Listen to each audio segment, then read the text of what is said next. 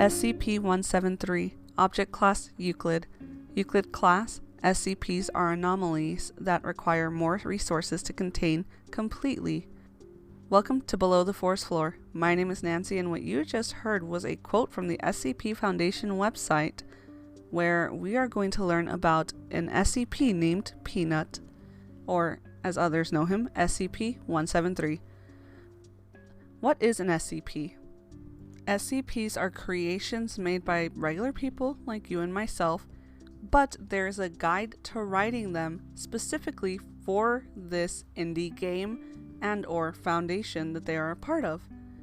It is a series of stories and a series of creatures and objects and anything under the sun that could have an interesting backstory that creates an anomaly in the world.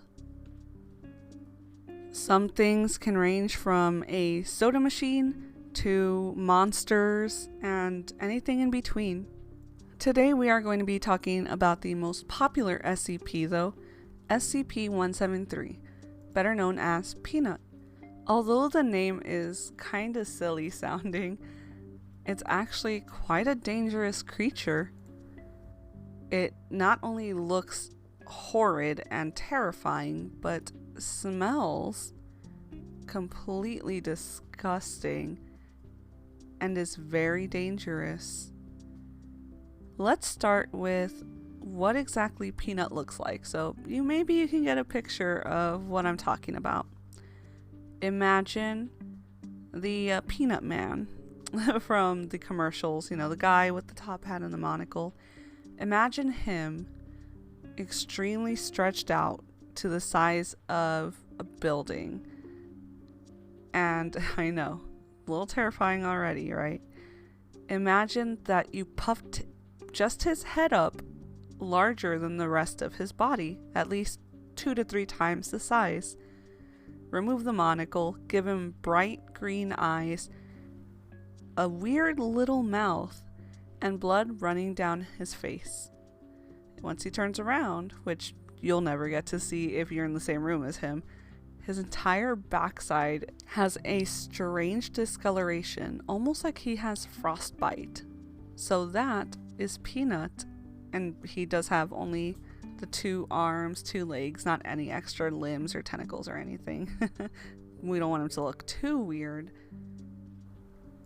Currently, Peanut resides in a containment center that is only accessible by people who are trained to deal with him. And when people have to go into his containment box, there must be no less than 3 people at a time. The reason for this is because the way Peanut attacks is that if you blink in his presence, he will attack. So 3 people need to be in the facility at the same time. They're always watching, and if somebody needs to blink or sneeze, they must tell the other 2 people that are with them that they are about to, so that Peanut does not take that opportunity to harm them. And eye contact is recommended to not be broken the entire time they are there until everybody is out and the container is locked once again. Why do people have to go in there anyways, you may ask? Well, the facility that Peanut is kept in is a facility where lots of other creatures and items are kept as well, and they are studied. And not only do people have to go in there to study Peanut, but they have to go in there to constantly clean up after him.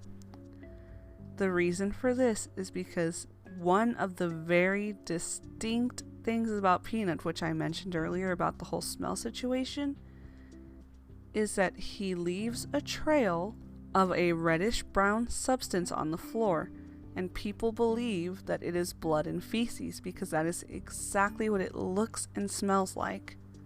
People have no idea where this blood or feces comes from because, according to lore and from what they've studied, Peanut is technically made of rebar and concrete, so people don't believe he should be exuding any kind of material or substance. They don't even know how he's living.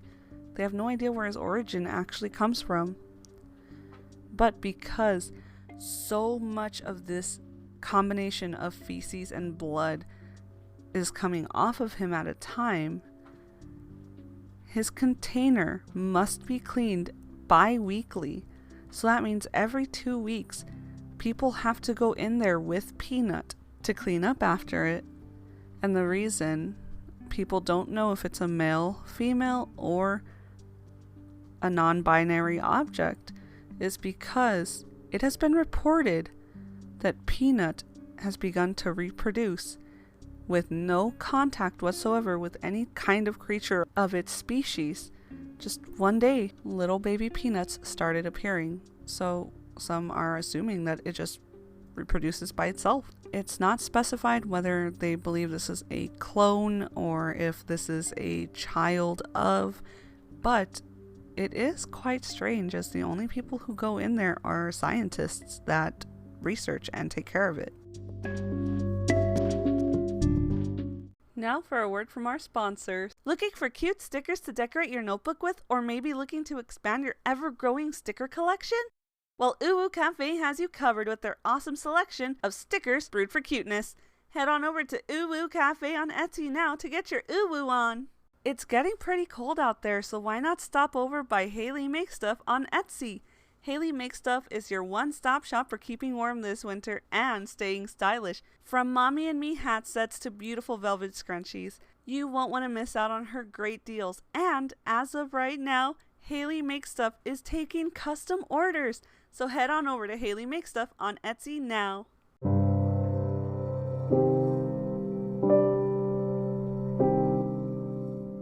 Did I forget to mention that Peanut is also made up of Krylon spray paint? Yeah, like the kind you can get at the store? Weird, right?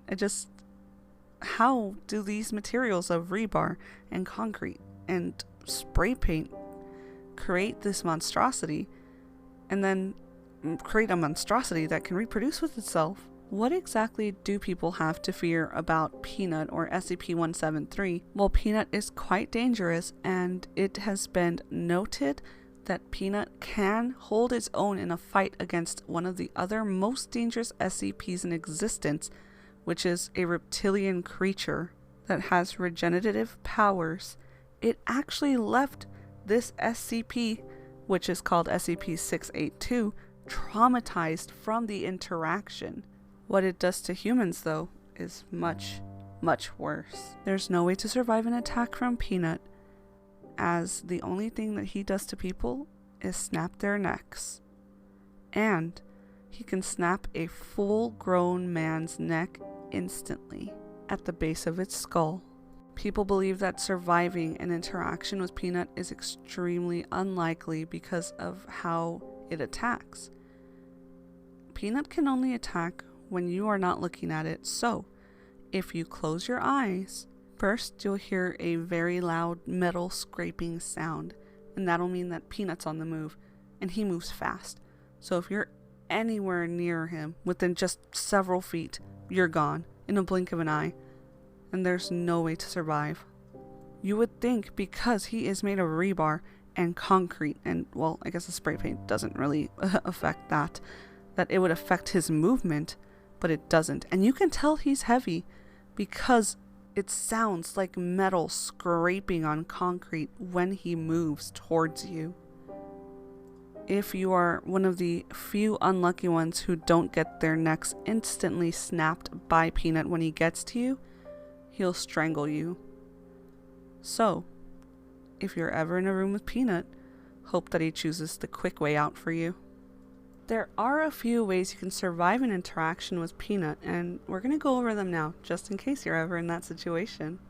Option 1, go with a group of friends, or a group of people, most likely scientists, hopefully, if you're lucky enough, and go through the first procedure. 2 people keep an eye on Peanut, and the other person can do what they need to do. The other option is to go into the room with another SCP. This one's name is SCP-914. It is an inanimate object that weighs several tons, and looks like a large clockwork device, and its nickname is actually the Clockworks. But that's a story for another time. No one is sure exactly why Peanut fears this SCP, because it doesn't really do anything that would scare it, or at least from what we can see. So it's a mystery. But if you can get to SCP-914 and get in the room with it, for the most part you'll be safe from Peanut. Another way people say that you can survive is just hiding in general, because if you try to run, he'll catch you. Like I said earlier, he's very quick, and he will outrun you no matter how fast you think you are. And the thing with Peanut is he doesn't get tired. That's why you will constantly hear scraping coming from his containment box. He is always moving if no one is watching him. Always, constantly going. And nobody knows why. I guess we're all pretty lucky that the Foundation actually found him and captured him and now houses him.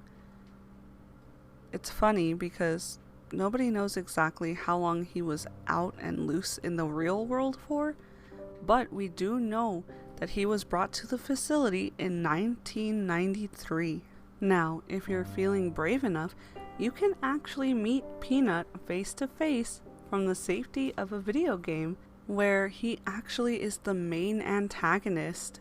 The game is called SCP Containment Breach, and I'm not gonna get too into describing the game, as honestly this isn't a game review podcast, but you know, be nice to do one someday, thinking about it.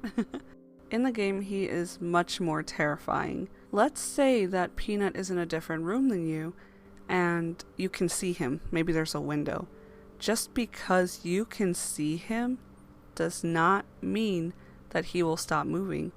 You have to be in the same room. So you could be in a different room and watch him run, looking for his next victim. And that's why I think that SCP-173, aka Peanut, belongs here with us, below the forest floor. Thank you so much for joining me on today's episode. I really appreciate you guys hanging out with me every other week. It means so much to me to see all your support and to see our numbers growing. You guys are incredible, making my dreams come true as a horror podcaster. Now don't forget, our next episode is going to be on March 6th, so mark your calendars if you want to be ready. Saturday morning at 10 a.m. And if you guys want to learn more about what SCPs are, or even make your own SCP, because this is open to the public, you can go to the scpwiki.com and you learn all about the SCP Foundation, all of the other creatures that exist in this universe, and maybe even make your own. And if you do make your own, feel free to tag me, because I would love to see what you come up with. Rules and regulations for creating your own SCP are on the scpwiki.com website. In case you all decide to do that, there are rules and regulations on how to do it the correct way. So, I will talk to you all later. Be safe and have a great night. Bye!